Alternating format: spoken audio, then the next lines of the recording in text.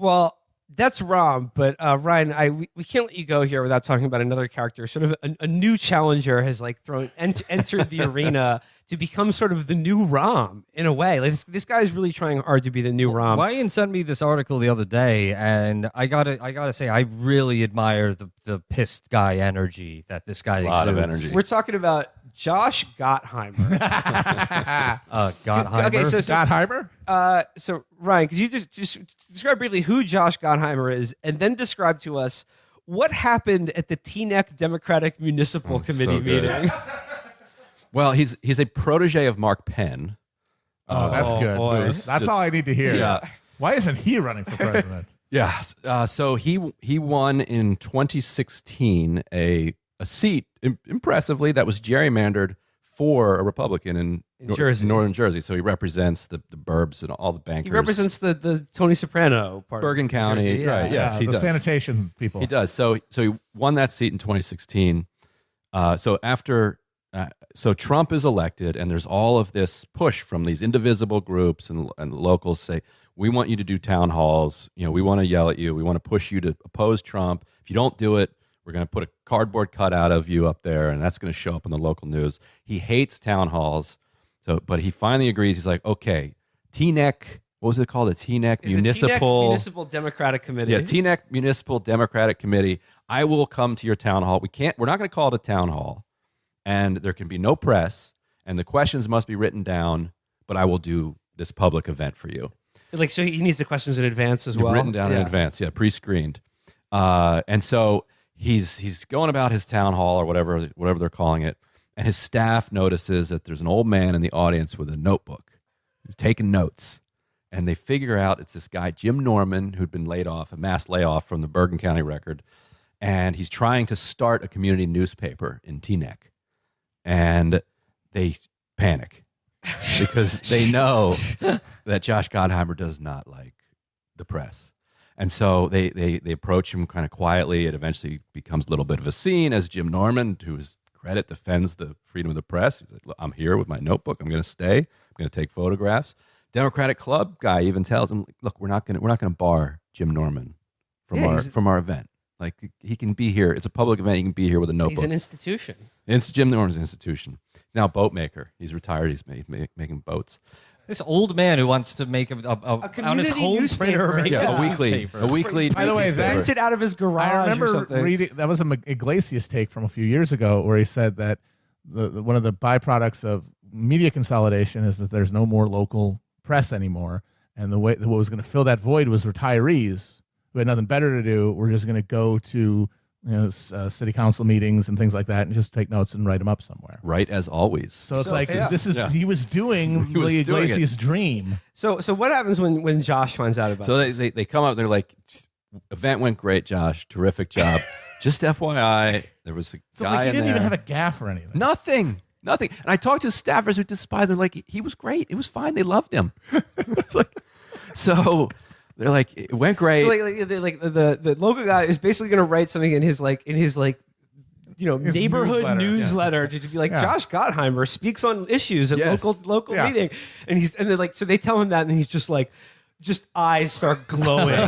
Just what? He's like, what the fuck did you just say? He's like, get me his notes. What the fuck is he, Saddam Hussein?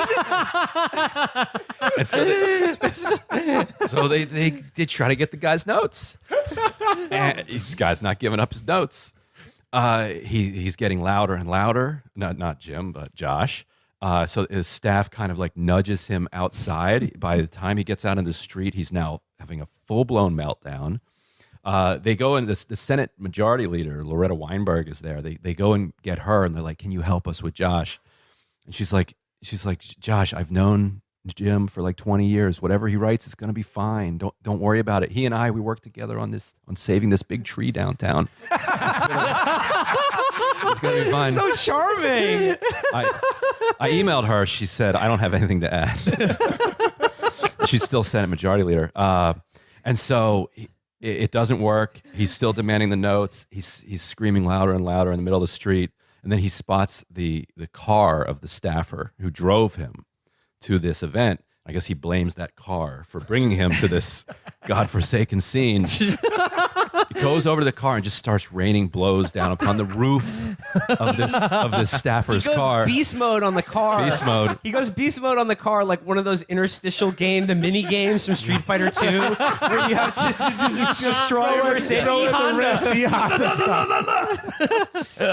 And then he has a new idea, and he tells his staff, tonight I want everything I said transcribed, so that they would be war ready for when this dispatch. There's war against the Norton family circular. We're ready to strike back when the guy like gets it from underneath his windshield when he goes out to work in the morning and reads it. At the time, he had a site called the tneckindependent.com, and you can still find the cached article if you Google it right. He did end up writing something the next day, and he told me that he actually did get some quibbles from the Gottheimer crew. He said he doesn't remember if he changed anything. It's a completely mundane write-up of the event. It's positive. Said people liked him. Here's what he said. Blah, blah. That's it.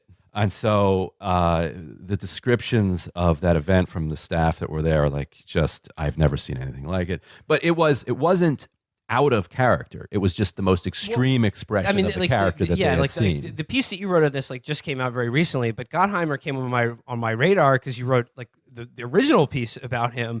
Whereas I had no idea who this guy is, and I just it was one of those things where you have the feeling reading it where it's just like the bench of just psychos and just sadists and assholes that are involved in politics, Democratic Party, Republican, it's endless. And you wrote a write-up of him where I was like, I cannot believe this guy is real. Because you said he got on your radar because he tried to shit can the anti-Yemen war resolution. Right. That was one of his first things to do. Right. And he was doing it on behalf of the pro-Israel lobbies. He was saying, and he gets a ton of money from the Saudi lobby. He was saying, if you don't criminalize BDS on the same day, then I have enough votes to take down this and Yemen he tried war to resolution. just totally big dick it and just bluff everyone. Yeah. And he was like, I have the votes to kill this, and he had nothing. He didn't. He ended up having 4 votes.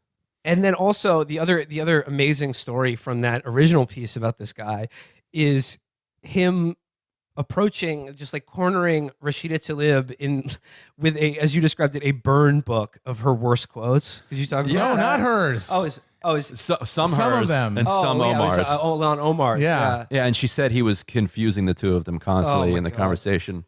But yeah, it's a white binder with printouts and words highlighted that he flips through with her. You said this. You met with this person. This person is related to this terrorist organization.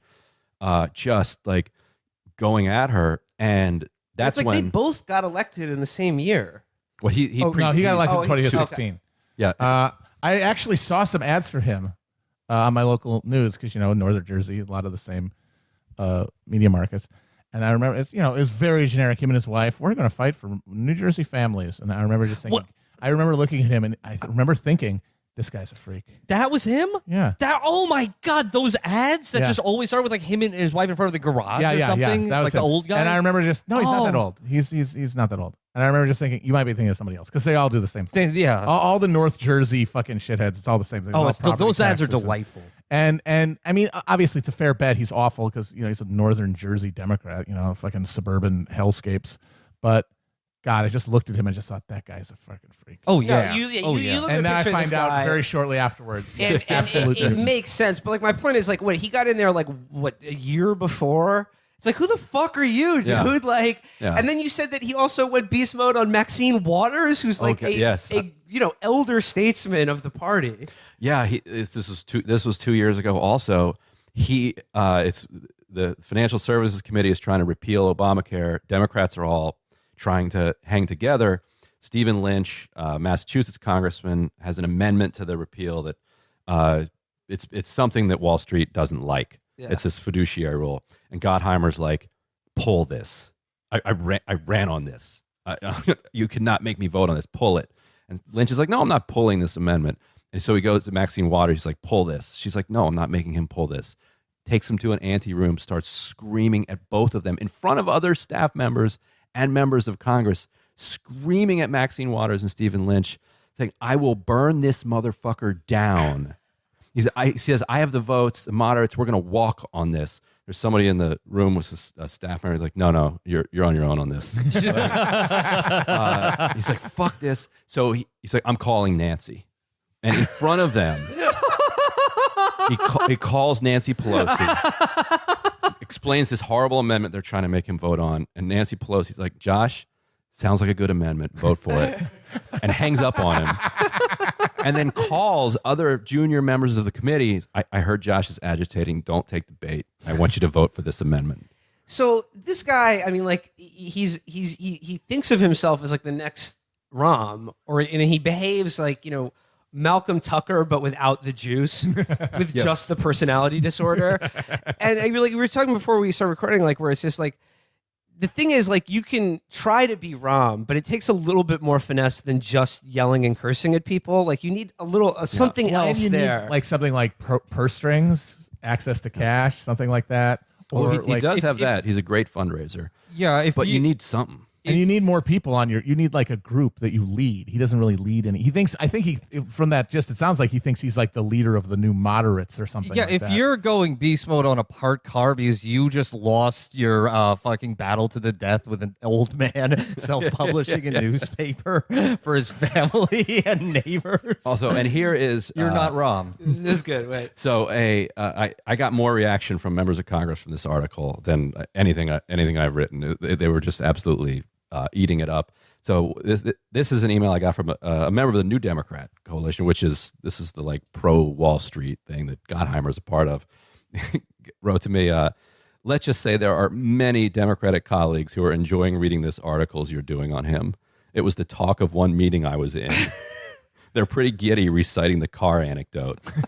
He's one of the most unpopular colleagues around here." Oh, I am looking forward to years of more coverage about Josh Gottheimer. And I do want to say, if anyone out there is a budding citizen journalist in or about New Jersey, check out Josh Gottheimer's town halls. That's a good place he won't for a scoop. he won't do town halls. What he does, he calls them like cup of coffee with Joe or a cup of Joe with Josh or Go something get a like cup of that. Joe with Josh. So that doesn't give you much warning. Joe. That's But horrible name. go find a cup of Josh with Joe or whatever, and like go with a notepad and see what happens.